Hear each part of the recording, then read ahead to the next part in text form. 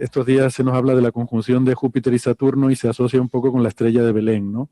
Eh, Se dice que, bueno, que esta conjunción en estas situaciones no se había producido desde hace 800 años y algunos titulares ahí así un poco sensacionalistas pues hilan esto sin venir a cuento ni tener nada que ver con el tema de la estrella de Belén. Entonces, no sé si querías comentar algo sobre esto. No, es que claro, es que vende. Es más, ¿no? Yo diría que no esa es el resumen de todo esto, ¿no? Que un titular que venda, pues decir que la conjunción entre Júpiter y Saturno, que vamos a disfrutar los que no tengáis nubes, porque yo estoy viendo que desde aquí con la niña en la costa este de Australia está, vamos, llevamos sin ver las estrellas ya muchos días, que van hasta Júpiter y Saturno muy cerca, tan cerca como solamente 6 minutos de arco en el cielo, que para entendernos sería como una quinta parte el tamaño de la luna llena. Y se puede observar desde cualquier parte del mundo. Y claro, es una cosa bastante llamativa, ¿no? Dos planetas tan singulares como Júpiter y Saturno en la puesta del Sol hacia el oeste. Y ya lo veíamos venir, tarde o temprano. Alguien ya dijo, esto se podría ser la estrella de Belén, pues se podría conectar con lo de la estrella de Belén y directamente ya muchos titulares es la estrella de Belén se vuelve a repetir después de no sé cuántos años. Aunque aquí había que matizar unas cuantas cosas. Hombre, Ángel, después de no sé cuántos años no será, es bastante claro. Después de cuántos años. No, pero es que depende del titular. Hay gente que yo he visto desde que no se da la conjunción desde la Edad Media, de que no se da desde hace 400 años, de que no se da desde la estrella de Belén hace 2000 y pico años. Entonces, claro, resulta bastante simpático todo el tema este. Pues la conjunción sí que se da, ¿no? Otra cosa es que sea como ahora, pues bueno, no sé, pero la conjunción se da cada 20 años o así, ¿no? Claro, efectivamente. Cada 19,6 años sucede una conjunción en la aparición cercana en el cielo, en la Tierra, visto desde la Tierra, de dos cuerpos. En este caso estamos hablando de Júpiter y Saturno. Júpiter necesita 11,9 años en darle una vuelta al Sol, Saturno 29,5, y añade el movimiento de la Tierra, pues eso hace que cada 19,6 años los dos se encuentren más o menos en la misma parte del cielo. Luego ocurre que como las órbitas pues, son elípticas, tienen la órbita también tiene cierto ángulo con respecto a lo que sería el plano del sistema solar, la eclíptica, pues hay veces que suceden un poco más cerca y otras veces un poco más lejos. Y hay que remontarse hasta, vamos a ver dónde tengo mi chuleta, hasta el 16 de julio de 1623, que fue la última vez que estuvieron tan cerca, casi tan cerca, a unos 6,8, 7 minutos de arco. Lo que pasa es que fue una conjunción muy difícil de ver porque pasaban relativamente cerca del Sol. Y claro, en aquellos tiempos todavía sin apenas tener el telescopio no se había inventado y se había usado para astronomía porque leo nada, 15 años antes, escasos menos, 10 años antes, y no se pudo observar. La anterior a ella sería la del 25 de agosto de 1563, también más o menos el mismo tamaño. Pero habría que irse hasta la que ha salido en muchos sitios, que es la de la Edad Media, la del 4 de marzo de 1226, que además fue bastante más cercana, ¿no? Del orden de 2 minutos de arco. Es una cosa una tercera parte del tamaño de la distancia que van a tener entre los dos cuerpos ahora. Entonces, pues claro. O sea, 2 minutos de arco ya los humanos no los separa, o sea, ya lo ves como No, un solo 2 punto. minutos. O sea, Si ya esos 6 minutos de arco están ahí, que mucha gente no será capaz de resolver, pero va a ser una visión muy bonita con unos pequeños con un pequeño prismático se van a ver, con un pequeño telescopio, pues va a ver a la vez pues, dos cuerpos tan espectaculares como Júpiter con sus bandas de nubes y las lunas, y Saturno con los anillos y algunas lunas, las lunas brillantes de Saturno.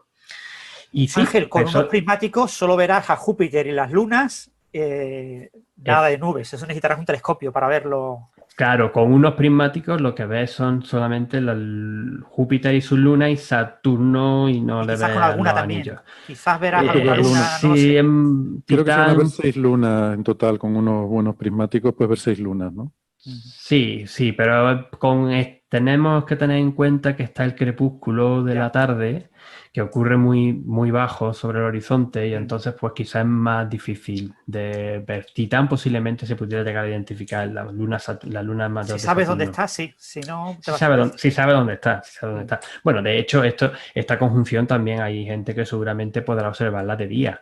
O sea, se puede observar de día si sabes dónde apuntar. Si sabes dónde apuntar el telescopio, yo he visto perfectamente Júpiter y Venus, lo he podido ver con el telescopio de día. Entonces, si sabes dónde apuntar, con mucho cuidado, porque como se te meta en el sol, como se te metan los rayos del sol, pues puedes Entonces montarla. lo que te pasa es que te da una conjuntivitis. Ya, efectivamente, sí, bien, tarjeta amarilla o roja directa. Pero bueno, pues sí. Entonces, claro, esto es lo que están anunciando, ¿no? De que es una cosa bastante es rara en el sentido de que, bueno, cada vez son 20 años o así. Y por darle la publicidad extra, pues te lo venden como lo de la estrella de Belén. Simple curiosidad, ver si algo así no volverá a ocurrir hasta el 15 de marzo de 2080, que de nuevo tendremos una conjunción con solamente 6 minutos de arco de separación. Sobre este tema, la conjunción que ocurrió en el 6 a.C. tiene un par de cosas curiosas.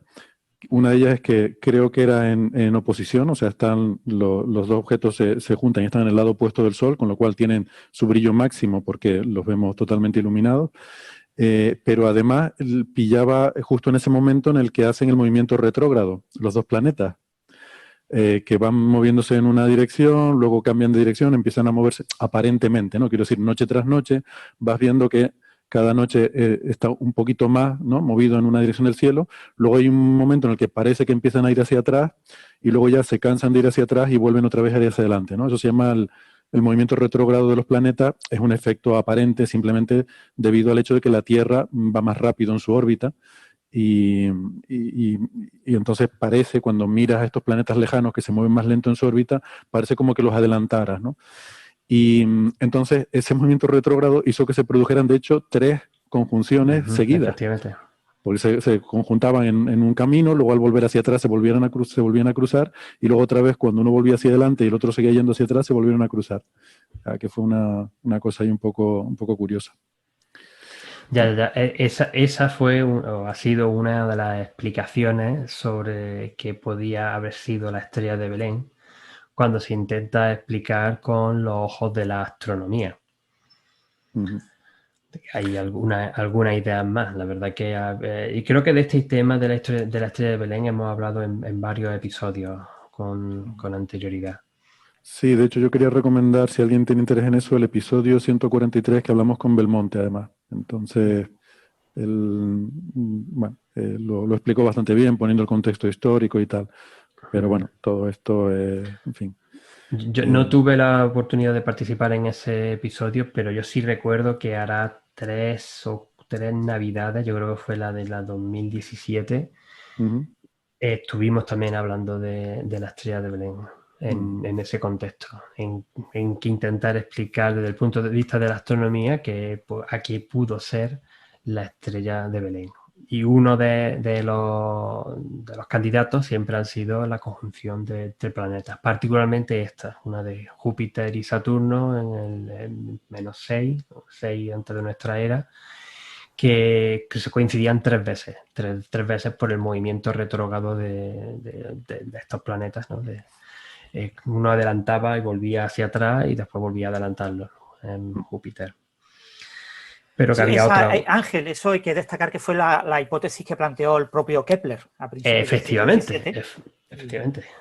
Efectivamente, pero que ha habido también más ideas desde que podía haber sido un cometa, una supernova, una nova, más que supernova, una nova. Incluso una hipótesis bastante curiosa por ahí que fuese sido incluso Alfa Centauro, que vista desde Jerusalén culmina hacia el sur en dirección a Belén. Y entonces, pues eso sí siempre me ha llamado la atención, porque claro, ahora ya no se ve desde allí, pero hace 2000 años, por la precisión de los equinoccios, sí se podía haber visto. Entonces, bueno, pues podía otra curiosidad más. Simplemente por aclarar que una de las razones por las que es tan difícil dar una explicación, si es que realmente hubo una estrella de Belén, una de las razones por las que es tan difícil es porque, entre otras cosas, no se sabe con certeza la fecha de nacimiento de Jesús de Nazaret. Ahí hay una barra de error bastante grande que abarca casi desde el 10 antes de Cristo hasta el 15 después o algo así. Parece que la fecha más aceptada estaría en torno al 4 antes de Cristo, pero no está del todo claro. 5 o así, porque el 4, sabemos que en el 4 antes de nuestra era hubo un eclipse de luna y ese eclipse de luna fue murió sobre esa época Herodes, el famoso Herodes que sale también en la Biblia, la historia de cuando llegan los reyes magos buscando al Mesías y ocurre lo de la matanza de los inocentes y todo aquello, ¿no? Que también celebramos con bastante fama en nuestra tradición española. Y eso ocurrió en el 4.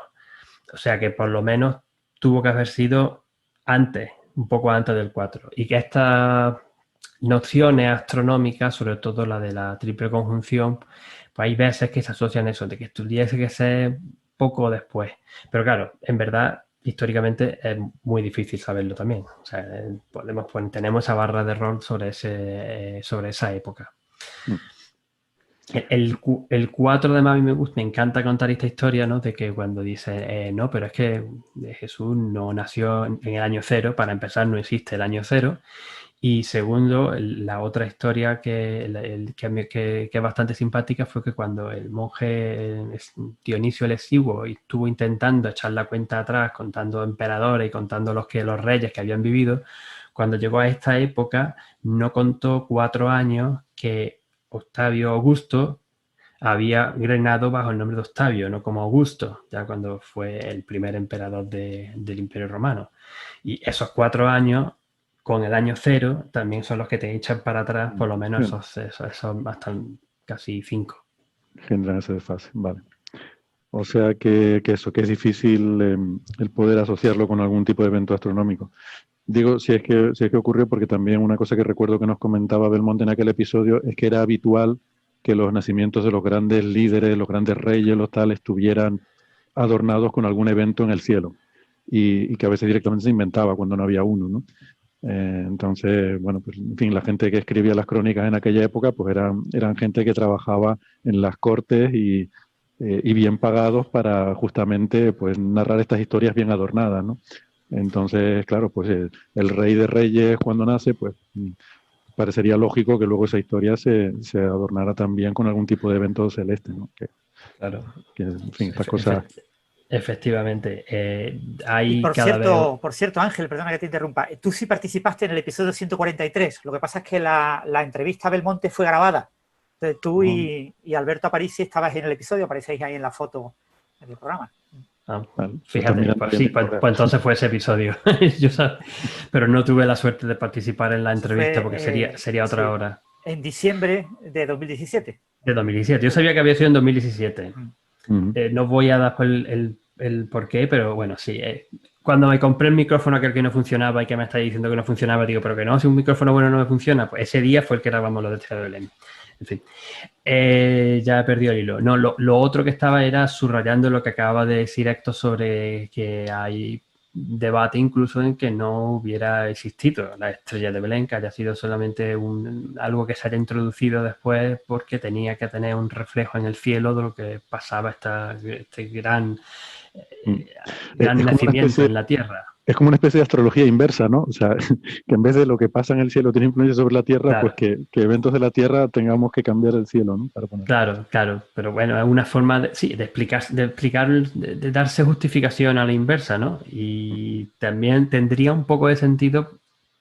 Sabemos por crónicas chinas y que cometas brillantes en aquella época no hubo ninguno, y lo mismo con ninguna nova, y aquella gente ya estaba rastreando muy bien los cielos. Y tampoco una ni supernova ni nada de eso. Y entonces, bueno, pues quizás la explicación más simpática, también puesta en palabras de Belmonte, sería pues algo así como la triple conjunción de Júpiter y Saturno. Pero cada vez hay más gente y más estudiosos, por ejemplo, nuestro compañero David Galari, que también lo comenta en algunos de sus libros, que pues quizás, verdad, todo ha sido una invención.